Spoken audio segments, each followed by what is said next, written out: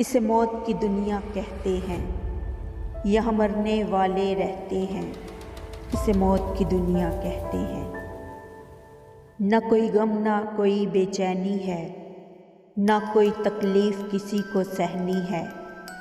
ये आराम से सब सोते हैं, इसे मौत की दुनिया कहते हैं।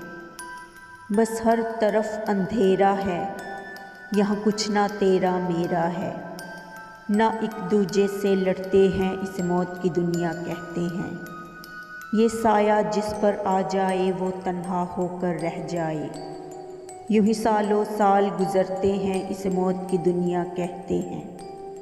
हर चेहरे पर एक चेहरा है, हर दिल में शैतान का पहरा है। फिर भी भेस इंसानी रखते हैं, इसे मौत की दुनिया कहते हैं। जो ये खौफ दुनिया पर छाया है, शैतान ने फैलाया है। बस रातों में निकलते हैं, इसे मौत की दुनिया कहते हैं। यहाँ मरने वाले रहते हैं, इसे मौत की दुनिया कहते हैं।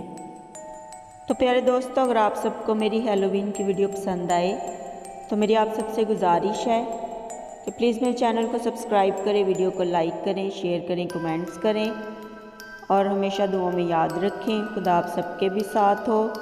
और अब मुझे इजाज़त दीजिए। अल्लाह हाफिज़ and happy Halloween to all my friends.